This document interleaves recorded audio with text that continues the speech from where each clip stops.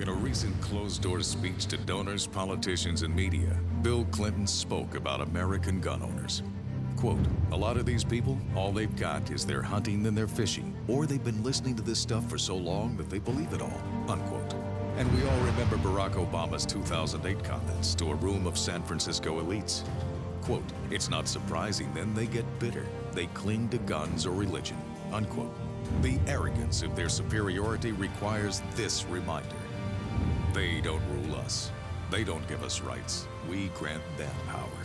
They don't make us safe. We pay to protect them. They don't make us free. We're free already. And as long as we have the Second Amendment, we always will be. We are America, and our politicians are only as powerful as we, the people, allow them to be.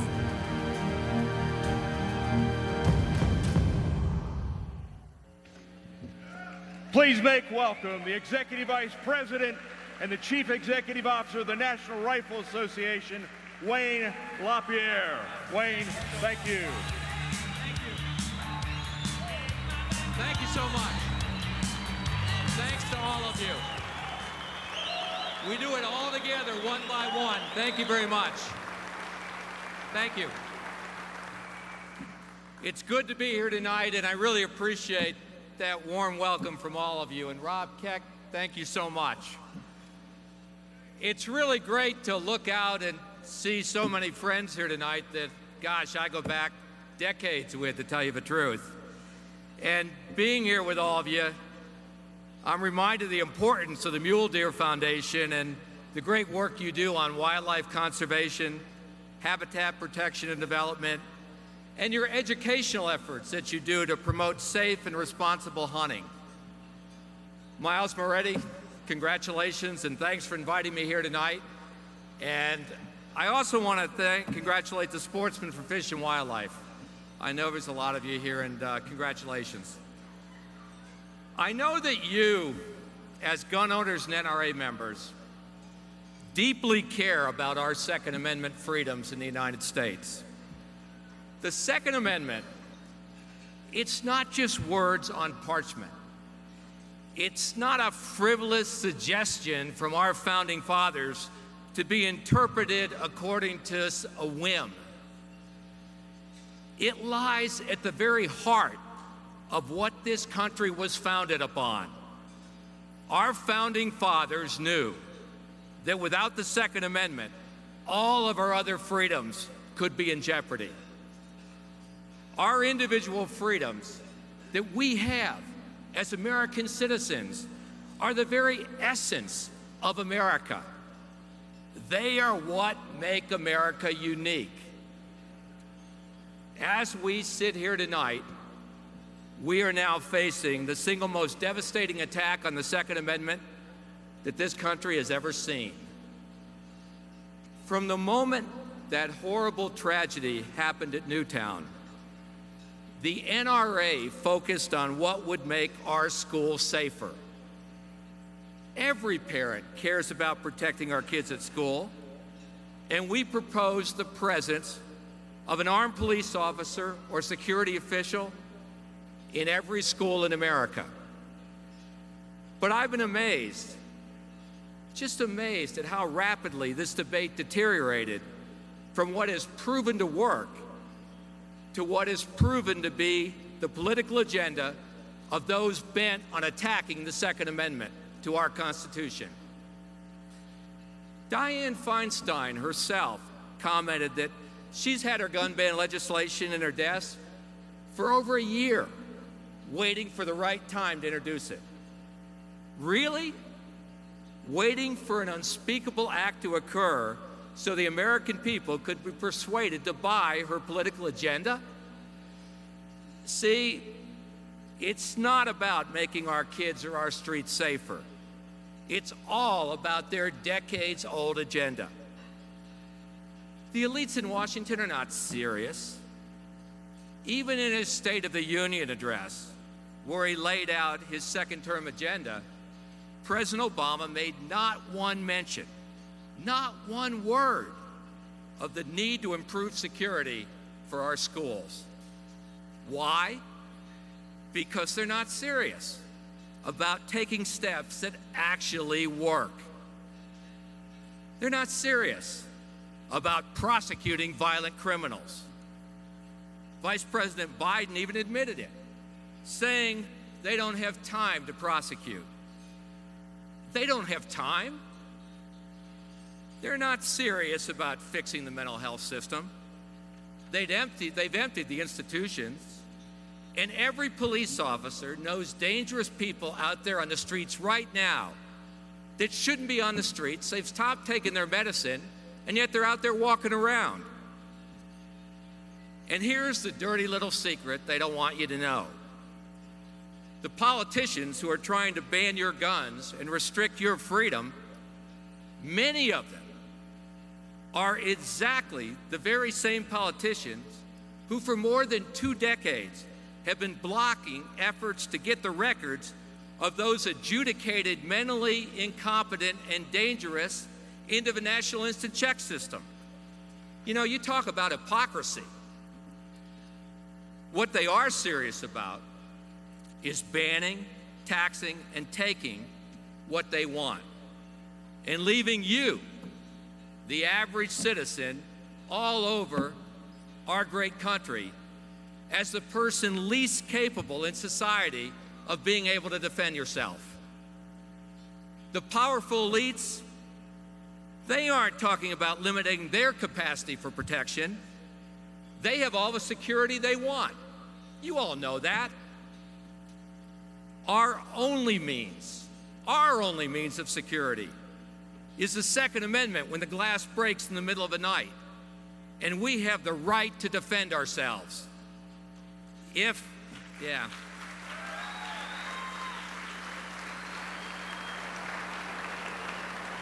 all know that. You're not free if you can't defend yourselves.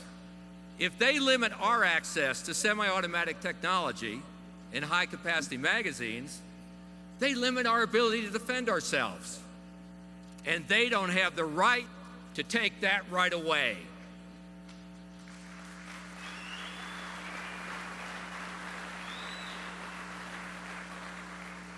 You know, the media called me crazy when I said that given a second term, Obama would come after our guns. Okay, I was wrong. He did it before his second term had even officially begun. He started to try to do it. At the very heart of their anti-gun agenda is what they call universal background checks. I've heard people say, well, why not? Background checks, it all sounds so reasonable. But don't you be fooled. There is nothing universal nor reasonable about it. They ought to stop pretending and stop calling it what it will never be. Criminals will never be a part of it. And I have now come to believe, after trying to get it done for more than 20 years, that neither will those adjudicated mentally incompetent and dangerous by a court of law. There are 23 states that are still putting in almost no records into the National Instant Check System, and many that are putting in none. This so-called universal background check that you're hearing about all over the media and from President Obama and some of the other politicians in Washington is aimed at one thing. It's aimed at registering your guns. And when another tragic opportunity presents itself, that registry will be used to confiscate your guns. Don't take it from me. Take it from one of the biggest gun haters on the planet. Senator Chuck Schumer made this promise about universal background checks. It won't create any gun registry. That is already illegal, and it will be repeated as illegal in our law. But 13 days later, some of the proposals, gun trafficking, and the one that I've been pushing, which is universal registration. Universal registration. So when gun owners hear universal background checks, we know it means universal registration. You know, that may very well be the most honest moment in Chuck Schumer's career. Yeah, you know what I'm talking about. Let me say it here and now for all the world to hear. For once in my life, I agree with Chuck Schumer. This is not universal background checks. This is universal registration of all of your firearms and all of people like you all over America. Imagine right now your name on a massive government list. Your name on that list. You saw what the New York Journal News did last December. They obtained the names and addresses of every handgun permit holder in 2 New York counties. They posted those names and addresses on an interactive map. So picture this: your name, your address on a map giving directions to your home that could include a list of all the specific firearms that you own. That's a pretty handy list if you're a seasoned criminal or a drug dealer or a gang member, isn't it? How safe do you think that government list will be? You think it's secure? Well, WikiLeaks had no trouble tapping into secret documents in government computers. And China, you've been reading about it the last week or two, hacked right into Pentagon computers. You know, New York isn't the only state to weigh in. Legislation's been proposed in Missouri and Minnesota that requires law-abiding gun owners, people like you and me, to surrender thousands of rifles, shotguns, handguns, right from their personal collections. Guns that were passed down to them by their fathers and grandfathers, guns legitimately owned, guns legally purchased, until the government decided otherwise. Was this what our founding fathers intended? Was this what they imagined when they so carefully worded our Second Amendment to the Constitution of the United States? How about the state of Washington? If you live there, if you live in Washington State, know that a bill was introduced that allows the local sheriff to inspect your home to make sure your firearms are securely stored, even without a warrant. Refusing to comply, and you know what? You could get a year in jail. Just think about that. Law-abiding gun owners all over the state rose up and rallied against that proposal. And when their voices were heard, that legislation was pulled from consideration last week. And that's what it takes, our voice to be heard loud and clear.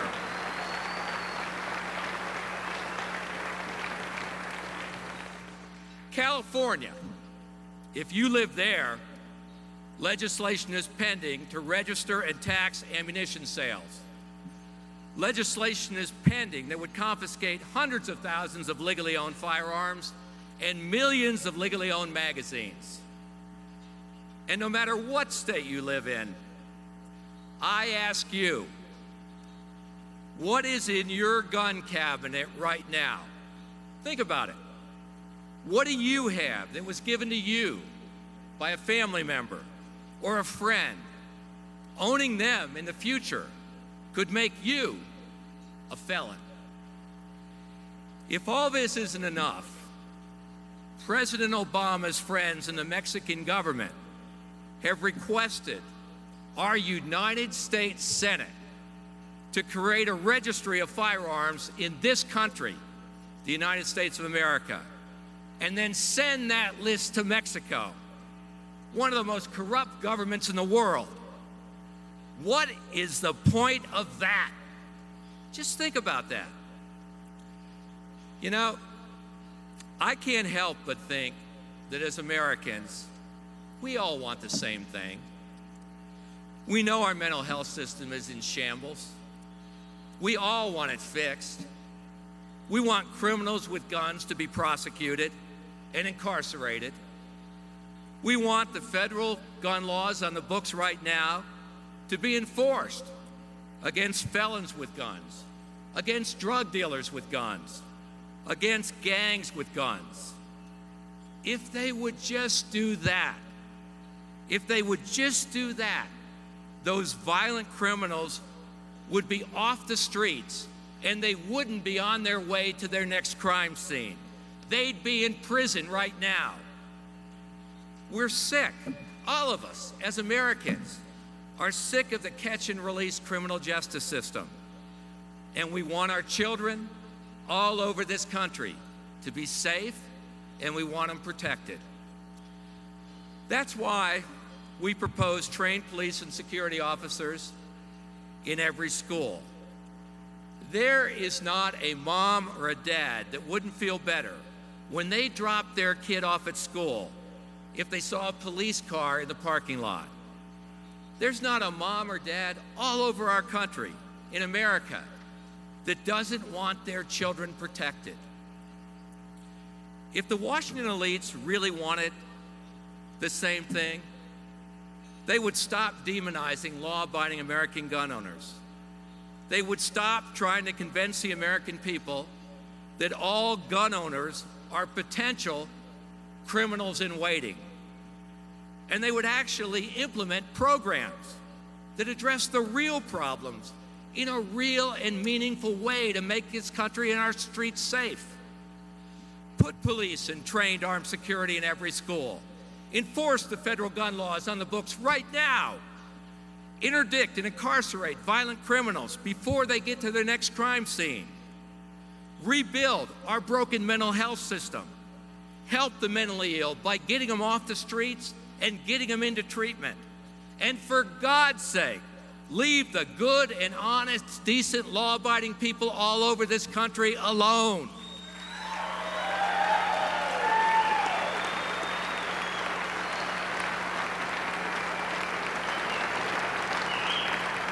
The vast majority of the American people are behind us. We at the NRA are now nearly 5 million strong. By the congressional elections of 2014, I promise you this, we're going to be a lot stronger, because we will stand and fight against political hypocrisy.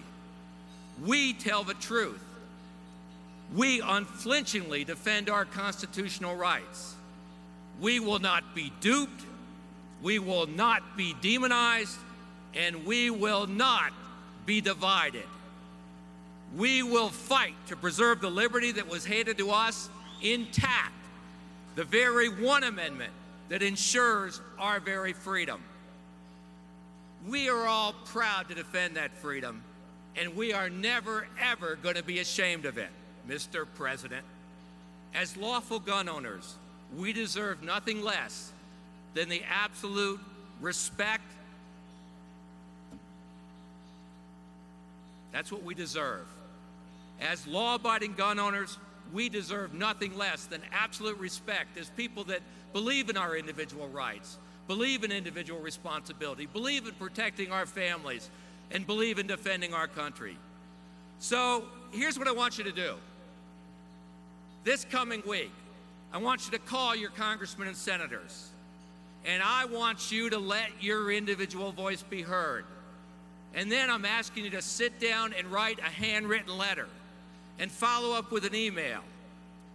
And I want you to tell me right now, are you going to stand up for your rights? Come on, stand up right now. Let them hear you all the way back to Washington, D.C. Let your voice be heard. We will not let you take our freedom. This is the strongest, best nation on the planet because of our Constitution and our Bill of Rights imparts the greatest freedom on earth. We, all of us standing here right now, will stand together and we will fight, and by God, together, we will prevail in defending our freedom. Thank you very much.